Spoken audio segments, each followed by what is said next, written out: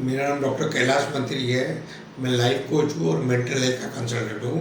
और पिछले 25 साल से हम लोग 50 से ज़्यादा बीमारी रिसर्च कर रहे हैं, जिसे हम बगैर दवाई के ठीक करने में सक्सेसफुल हो गए हैं। और अभी तो हमारे पास में काफ़ी स्टोरीज भी आ गई है, जो पेशेंट्स आए हैं जिसको ठीक किया है, इनकी प्रोग्रेस है, वो सब रिकॉर्ड हमारे पास में है। आज हम बात करेंगे एक बाइपोलर जो दुबई से आया था। वो लोग बहुत पैसे वाले थे, 40-50 गाड़ियाँ थी, पूरी बिल्डिंग की बिल्डिंग उनकी रेंट पे चलती थी। और कुछ वो बिल्डरों का वो कुछ 4-5 बिजनेस थे। इनका एक बिजनेस था कि वो ग्लास के डोर्स का फ्रेमिंग करना, ये वो करना, मतलब बहुत सारे काम थे उनके। और उसकी हिस्ट्री ऐसी थी कि उसको पहले 3 बार रिहैब में डाला था, 2-3 बार उसको उधर जेल में डाला था, 1-1 महीने के लिए जेल में रखे उसको। और वो बहुत तोड़ फोड़ करता था, गाड़ी चलाता तो गाड़ी का ऐसा एक्सीडेंट किया कि वो मरते मरते बचा और गाड़ी पूरी तहस तहस हो गई। और घर पे तोड़ फोड़ करता था, चीज़ें भारी भारी चीज़ उठा के फेंकता था, क्लास के डोर, टीवी सब तोड़ता था, बाप पे चीज़ें फेंकता था। और बाप भी उसका बहुत केयरफुल था, बहुत डायनामिक था, और वो भी सामने जवाब देता था। वो भी कोई चीज़ फेंकता था उस पर, और आपस में इनका झगड़ा होता था। इनका घर बहुत ही बड़ा आलीशान घर था। कोई बोल रहे कोई 2 बिलियन का था या 20 बिलियन का, मान लीजिए, मगर बहुत ही बड़ा घर था और आलीशान रहते थे। ये लोग बेसिकली केरला से थे। केरला में इनकी बहुत प्रॉपर्टी थी, बहुत ज़मीन थी, और आते आते रहते थे। केरला में भी गाड़ी रखी थी, घर रखे थे, नौकर चाकर रखे थे। और वो अनमेरिड था। इनके 2 बच्चे थे। दूसरा बच्चा इनसे अलग रहता था, अलग बिजनेस करता था। उसका फादर से थोड़ा मन मुटाव था, और इसकी माँ को भी बहुत एंग्जाइटी थी, इसके पापा को भी बहुत डिप्रेशन था। और लास्ट में जब हमारे पर आया था तो ऐसा दुखी हो गया था कि मैंने इतना बड़ा अपार्ट बनाया, ये मैंने क्यों मेहनत किया। उसकी उम्र करीब 60 साल की थी, लड़की की उम्र जब हमारे करीब 28 साल की थी। और बड़ा डिप्रेशन था, कि बड़ा दुखी था कि इतना मैंने मेहनत किया, मेरे बड़ा बेटा भी मेरे साथ में नहीं है, छोटा भी मेरे से झगड़ा करता है और परेशान करता है और दुखी करता है। और इतनी अनसर्टेनिटी टाइप थी कि कभी क्या करके होगा कुछ नक्की नहीं था।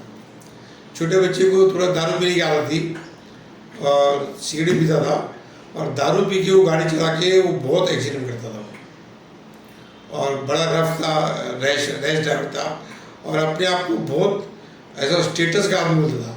उसका एक स्टैंडर्ड आया तो ये मेरे स्टैंडर्ड का काम नहीं है। कोई भी काम उसको बोले ये मेरे फितरत में काम नहीं है। तो हमारा एक स्टैंडर्ड हो गया था कि वो 10 दिन तक कुछ भी बोलता था, हम भी उससे वही मजाक करते थे, ये तेरे फितरत का काम नहीं है। और 10 दिन यहाँ पे रहे, 3 जन रहे। उसकी माँ को बहुत एंग्जाइटी थी, बहुत बेचैनी थी, वो बहुत कुछ बच्चे चाहती थी। बच्चा सुबह को जल्दी उठे, नहावे, उसके बड़े रूल्स थे, और बच्चा उसका एक रूल फॉलो नहीं करता था। और बच्चा माँ के भी अगेंस्ट में था, फादर के अगेंस्ट था, मगर माँ के अगेंस्ट में इतना वोकल नहीं था, फादर के अगेंस्ट में वोकल था। और वो हर चीज़ का क्लेम करता था कि मेरे पापा ने जो पैसा कमाया मेरे कारण, मैं पैदा हुआ उसके बाद में मेरा बाप पैसेवाला बना, पहले तो मेरा बाप गरीब था। और मैं जाता था फैक्ट्री में काम करता था। मैं उसको पूछा तो क्या काम करता था, तो वो लेबरर का काम करता था। मैं बोला ऐसे काम अगर दूसरा आदमी कर उसको क्या पगार मिलती थी, तो वो एडमिट करता था कि उसको शायद 4,000-5,000 काम मिलता है। बोलते मेरा फैक्ट्री में योगदान है, मैंने काम किया है, मैंने मेहनत की है, जो भी इनकम आती है इसमें मेरा हक है। ऐसी सी बातें करता था, और सब ऐसी बातें करता था। वो रियलिटी में जीता ही था। उसको ऐसा था कि जो भी मेरे पापा ने पैसा कमाया है वो बेसिकली मैंने पैसा कमाया। उसको वहाँ पे दुबई में बहुत जन ने काउंसलिंग किया, पुलिस वाले काउंसलिंग करते थे, रिया वाले काउंसलिंग करते थे, उसके फादर के रिलेटिव काउंसलिंग करते थे, मैं उसकी कोई सुनता नहीं था। वो हर फादर की सब इनकम में बोलता था मेरा हक है, मेरे कारण ये इनकम आ रही है, और ये उसका डिल्यूजन था। वो उसके रियलिटी के बाहर था। मगर जब हमारे यहाँ पे 10 दिन के लिए आया तो हमने देखा वो बाइपोलर नहीं है। उसको गुस्सा आता है, वो इलॉजिकल बात करते हैं, उसके एक्सपेक्टेशन बहुत ज़्यादा रहते हैं। मेरे को महंगी गाड़ी दिलाओ, मेरे को ये चाहिए, मेरे को वो चाहिए। उसके पर्सनल खर्चे बहुत थे। केरला में जाऊँगा तो मेरे को बड़ी गाड़ी चाहिए, 3 करोड़ की गाड़ी केरला में चाहिए। उसका बाप बोला 50 लाख की गाड़ी बहुत हो गई, काय को दिखाने का। अब उस साल में 2 महीने जाते हैं केरला, गाड़ी बेकार पड़ी रहती है। नहीं, उसको स्टेटस का चाहिए, उसको दिखाना लोगों को मैं कितना पैसे वाला हूँ। और दुबई में आ गया। फिर भी 10 दिन में हमारा कंक्लूजन निकला कि बाइपोलर नहीं है। उसकी दवाइयाँ थोड़ी बहुत चलती थी, हमने बंद करा दी। और आज तक हम उसके टच में हैं, वो बाइपोलर नहीं है, आज तक ही बाइपोलर नहीं है। उसको जाके भी आज शायद 5 साल हो गए हैं। बातचीत करते हैं, हाँ बच्चा गैर जिम्मेदार है, खाली टाइम पास करता है, कोई गोल नहीं है, कोई एम्पावरमेंट की इच्छा नहीं है। पर्सनल कंजम्पशन बहुत है उसका। उसको महंगी गाड़ी चाहिए, बड़े रेस्टोरेंट में खाना खाने को चाहिए, पर्सनल खर्चा बहुत है उसका। और कमाने में ज़्यादा इंटरेस्ट है उसको। एक उसने कोई जिम खोला है, वहाँ पे कुछ जाता नहीं, कभी कभार जाता है, हफ्ते में 2 घंटे लिए जाता है, मैनेजर संभाल रहा है और खुद खाली घूमता रहता है। बस दुबई में घूमता रहता है, रेस्टोरेंट में खाना खाने का है, घूमने का है, मज़ा करने का है। तो हमने ये देखा है कि ये जब लोग पेशेंटों को लेके आते हैं तो आते हैं वो पेशेंट का ये बाइपोलर का टैग है, सिजोफ्रेनिया का टैग है, इसको ठीक कर दो, ये टैग जल्दी ठीक हो जाता है। बाइपोलर नॉर्मली हम लोग 1 से 1.5-2 महीने में मेजॉरिटी को ठीक कर देते हैं। तो उसके बाद का उसका रियल ट्रीटमेंट है कि इनको जिम्मेदार कैसे बनावे, ये सबकी जिम्मेदारी लेवे, ये काम करे, फोकस रहे, अपनी लाइफ में गोल बनावे, आगे जाने का सोचे, पढ़ाई करे।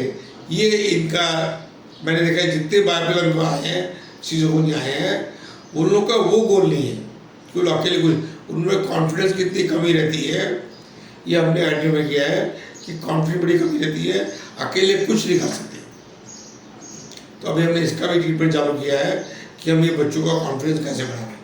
ये 1 साल का ट्रीटमेंट है।